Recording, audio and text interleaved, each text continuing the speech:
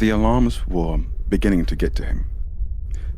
He looked to the stairwell, where the majority of the light in the bilges came from. Most of the lumens were out or filled with water and slime and dimmed to uselessness. "Throne curse it all," he said. Regretfully, he laid down his pole, dusted off his knees, and turned, whereupon he walked right into a giant he had utterly failed to see. He took a step back. He couldn't see up to the thing's grinning, luminous face without doing so. Eyes dark as forever looked down at him. They bore him no malice. They were perhaps almost kind, but there was a fever twinkling far back in them that hinted at unplumbable insanity. "Hello, mortal. What is your name?" said the creature, in a manner that would have been pleasant, were it not for the cold radiating from it and the abattoir smell of its breath. Tolikaina's jaw flopped wide. He tried to take another step back, preparatory to fleeing, but his foot dangled over water, and he was forced to stay where he was. "Tolikaina," said Tolikaina. The creature moved a step closer. Kaina tensed and leaned back, teetering on the edge of falling into the pool. The giant wore nothing but a ragged gown, showing pale flesh, hatched by 1,000 scars and seamed with grime. It exuded a peculiar odor that managed to be alluring despite the creature's filthiness. A fly buzzed past Kaina's head. They often started to bother him, after he'd been down there for a while, but none went anywhere near the giant. "Tell me, Tolikaina, who now sits upon the golden throne of Terra?" Kaina's brow creased at the question. "Is it the Emperor?"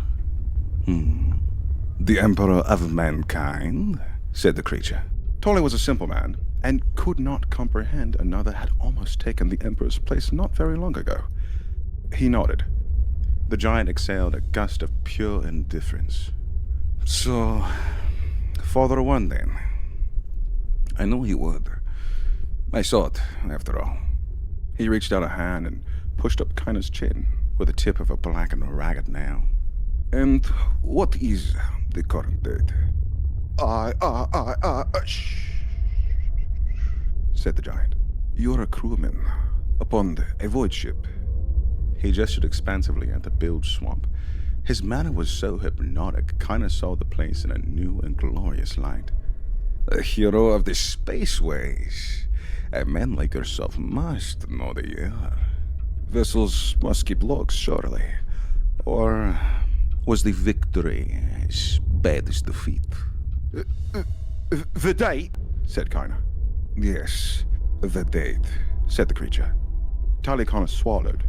"It's, I think so far as we can tell, not having our own astropaths and such, it is Millennium 31, year 32, accepting a plus or minus deviation of 2 or 3 years, as is to be expected." "Plus or minus deviation," said the creature approvingly.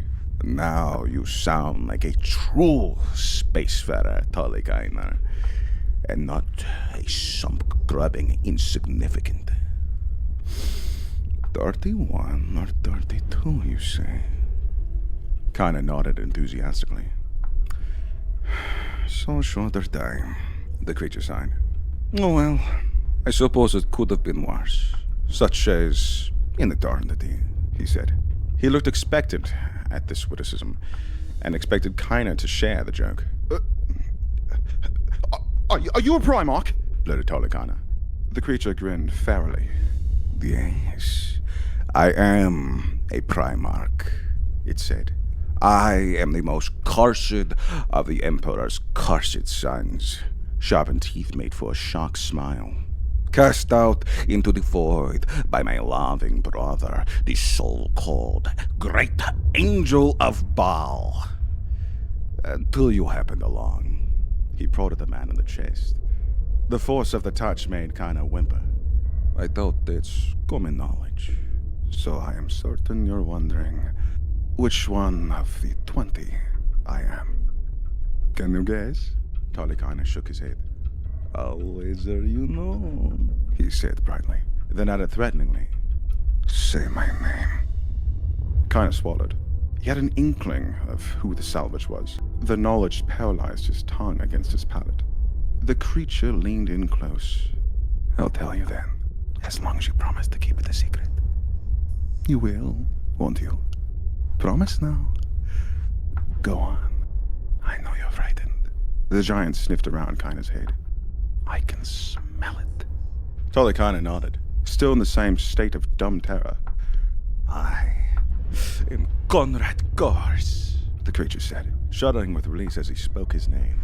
The Night Hunter, 8th Primarch, Gene Father of the Night Lords Legiones Astartes. Idly, Curze closed his hand around Kina's neck and lifted him off the ground until Kina's face was level with Curze's own. A wet sound came from Tolly, followed by the warm, round smell of voided bowels. Ah, I see you've heard of me too. Well, that is satisfying. Curze leered horribly. You know, I've been wondering something. Do you know what that is? His freezing grip shifted around Tolly Kina's neck. Kina began to cry. I've been wondering what sort of noises you're going to make when I peel you alive. He ran a sharp nail down Kina's chest, slicing the skin open. Let's find out, shall we?